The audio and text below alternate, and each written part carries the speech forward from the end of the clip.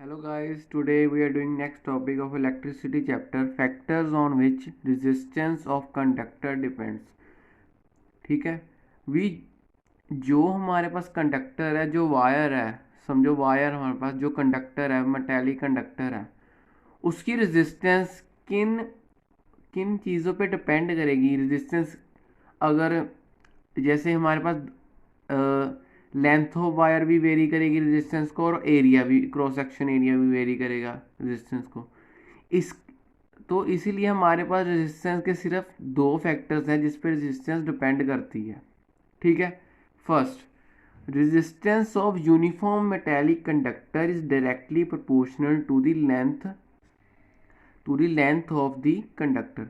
It means that जो resistance है, जो वायर, जो मेटेलिक कंडक्टर है, उसकी जितनी ज़्यादा लेंथ होगी उतनी ज़्यादा ही क्या होगी, रेजिस्टेंस होगी। ठीक है।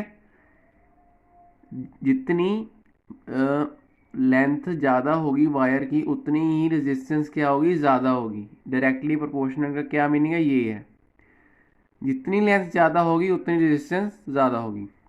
दूसरा फैक्टर ये है, it is inversely proportional to the cross section area. Cross section area, wire का क्रॉस सेक्शन एरिया क्या होता है, पाई आर स्क्वायर। ये वायर है, इसके बीच में जो ये वाला एरिया होता है इसे हम क्रॉस सेक्शन एरिया ही कहते हैं, और ये सर्कल फॉर्म में होता है, इसलिए इसका एरिया क्या होता है, पाई आर स्क्वायर। ठीक है। अब ये क्रॉस सेक्शन एरिया की इन्वर्सली प्रोपोर्शनल, मतलब जितना एरिया ज़्यादा होगा वायर का, जो कंडक्टिंग वायर है, उतनी ही रेजिस्टेंस क्या हो जाएगी, कम। जब ठीक है, अब वायर तो हमारे पास है पर उसका एरिया ज़्यादा है, तो उसकी रेजिस्टेंस क्या हो जाएगी, कम। ठीक है। अब हमारे पास दो इक्वेशन है, इसको हमने कंबाइन करके ले लिया है। R is directly proportional to length upon cross section area. अब हमने अब ये साइन को हटाना है प्रोपोर्शनल के, तो हमने इक्वल टू लिख के ये क्या है, रो। अब रो क्या है, rho is a constant and it is called electrical resistivity. ठीक है। ये जो रो हमने लगाया है ये है इलेक्ट्रिकल रेजिस्टिविटी। हम अकेला इसको रेजिस्टिविटी भी कह सकते हैं। ठीक है। और इसकी रेजिस्टिविटी की हम डेफिनेशन ये भी बना सकते हैं, जैसे पहले हमने यहाँ पर रेजिस्टिविटी की एसआई यूनिट निकाली है, यही फॉर्मूले को हमने क्रॉस मल्टीप्लाई करके ये फॉर्मूला बना लिया, R into cross section area upon length. R की हमने पढ़ी SI unit 1 ohm into 1 metre square upon metre. Metre square का मीटर स्क्वायर एम कैंसल, तो हमारे पास एसआई यूनिट क्या आ गई रेजिस्टिविटी की, ओम मीटर। ठीक है। रेजिस्टिविटी का कंसेप्ट आपको पता चला गया। अब इससे ही हम, इस फॉर्मूले से ही हम रेजिस्टिविटी की डेफिनेशन भी बना सकते हैं। ठीक है। अब रेजिस्टिविटी की डेफिनेशन ये बन सकती है, resistivity is the resistance, resistivity is the resistance of a material of unit area and unit length। Definition फॉर्मूले को ही देख के बन सकती है। ठीक है। resistivity is the resistance of material of unit cross sectional area and unit length। ठीक है। एसआई यूनिट पता चल गई हमें, रेजिस्टिविटी क्या होता है उसकी, एसआई यूनिट। और जो ये फैक्टर्स हैं ये भी बहुत ज़्यादा इम्पोर्टेंट है, जो इसके बेस में हमारे पास थ्योरी क्वेश्चंस भी आते हैं और न्यूमेरिकल क्वेश्चंस भी आते हैं। ठीक है। सो गाइस, नेक्स्ट हम स्टार्ट करने जा रहे हैं न्यूमेरिकल प्रॉब्लम्स, जो हम साथ साथ में कर रहे हैं, साथ साथ में आपको समझ आता जाएगा। ठीक है। तो फर्स्ट हमें क्या दिया हुआ पहले ध्यान से पढ़ना है। अ 4 ohm resistance wire is doubled on it. इसका मतलब क्या है, calculate the new resistance of wire. ठीक है। ठीक है। क्वेश्चन आपको समझ नहीं आया होगा, हम ध्यान से करते हैं। ठीक है। पहले हम फर्स्ट जो 4 ओम की सिंपल वायर बनाते हैं यहाँ पर, ये देखो, ये समझो 4 ओम की सिंपल वायर जिसकी रेजिस्टेंस क्या है 4 ओम। ठीक है, ये क्या है क्रॉस सेक्शनल एरिया ए। ठीक है, लेंथ क्या है एल। ठीक है, अब हमें क्वेश्चन में क्या कहा है अभी, जो 4 रेजिस्टेंस की वायर है वो ही डबल्ड हो गई है, मतलब वही वायर, मतलब हाफ पार्ट है जो उसका उसके ऊपर ही डबल्ड हो गया। ठीक है, अब डबल्ड वायर बनेगी तब इसका एरिया इंक्रीज हो जाएगा। ठीक है, और उसका जो लेंथ है वो क्या हो जाएगी डिक्रीज। क्यों, ये देखो, अब अगर ये हाफ है, ये दोनों इकट्ठे ज्वाइन करके एरिया इंक्रीज हो गया, और लेंथ क्या होगी हाफ। लगी समझ। अब इसका क्या एरिया आएगा, टू ए आ गया, क्योंकि यहाँ पर पहले ए था फिर डबल हो गया तब 2a बन गया। जब इसका हाफ इसके ऊपर ही आ गया तो लेंथ क्या हो जाएगी L/2। ठीक है, ये तो आपको समझ लग गया ना भी। अब 4 ओम की रेजिस्टेंस की वायर थी वो डबल्ड हो गई, मतलब हाफ पार्ट था उसका जो उसके ऊपर ही आ गया, कंबाइन हो गया, तो उसका एरिया भी 2a हो गया, और लेंथ लेंथ तो कम ही हुई ना हाफ, तो लेंथ क्या बन गई L/2। ठीक है, लगी समझ आपको। अब हम यहाँ पर क्या लगाएंगे, फॉर्मूला लगाएंगे। ठीक है, ठीक है, अब यहाँ मैंने यहाँ पर फॉर्मूला लगाया, पहले R1 का फॉर्मूला लगाया, R1 is equal to rho. L क्या है हमारे पास, फर्स्ट वायर जो हमारे पास सिंपल वायर थी।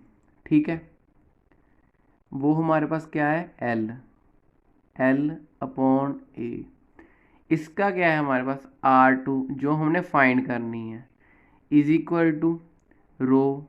रो सेम ही रहेगी, रजिस्टिविटी क्या रहेगी सेम, क्योंकि मटेरियल सेम है। और L क्या है L/2/2a। ठीक है, अब दोनों इक्वेशन को हमने देख लिया। अब हम इसको कंबाइन करेंगे। ठीक है, जैसे पहले हम इसको ऐसे लिख सकते हैं, R1/R2 is equal to rho L/A upon rho L/2/2a। इसको सबको सॉल्व करके हमारे पास क्या आ गया 1/4। ठीक है, हमारे पास क्या आ गया 1/4। सॉरी यहाँ पर 1/4 नहीं आएगा, इसको हम दोबारा सॉल्व करते हैं। L/A इंटू ये 2 यहाँ पर आ जाएगा, तो इसको कंबाइन करके 4a अपॉन L आ गया, ए cancel L cancel is equal to 4। We have 4 R1 plus R1 upon R2 की रेशियो क्या आ गई 4। हमने फाइंड क्या करना है, दूसरी वायर की जो हमने डबल की उसकी क्या करनी है फाइंड रेजिस्टेंस। R1 हमें दी हुई है, R2 हमने फाइंड करनी है। ठीक है, तो R2 is equal to R1/4 ही आएगा ना, 4 यहाँ पर आ गया, R2 यहाँ पर चला गया। ठीक है, तो R1 हमें क्या दी हुई है 4/4। R1 हमारे पास क्या रेजिस्टेंस फर्स्ट वायर की क्या थी हमारे पास 4, 4 cancel 1 ohm, we get the resistance of another wire which we doubled. ठीक है, इसकी रेजिस्टेंस आ गई 1 ओम, इसके क्या थी हमारे पास 4 ओम। ठीक है, पहले रेजिस्टेंस का फॉर्मूला लगा। ठीक है, फिर मैंने रेशियो निकाली, ratio I 4, R1/R2 is equal 4, cross multiplying R2 उधर चला गया, R1/4 क्या आ गया हमारे पास। फिर उसके बाद हम मैंने यहाँ पर 4 लगा दिया जो हमारे पास गिवन है रेजिस्टेंस, तो we get the value of R2 resistance 1 ohm. ठीक है, so next we have another numerical, how much current will flow an electric bulb drawn from a 220 volt source if R is 1200 ohm। पहले देखो हमारे पास given क्या है, हमारे पास potential difference means given है। ठीक है, हमारे पास रेजिस्टेंस गिवन है। ठीक है, अब मैंने यहाँ पर निकालना क्या है करंट। करंट निकालने पहले मेरे दिमाग में क्या आया, according to Ohm's law V is equal to I are.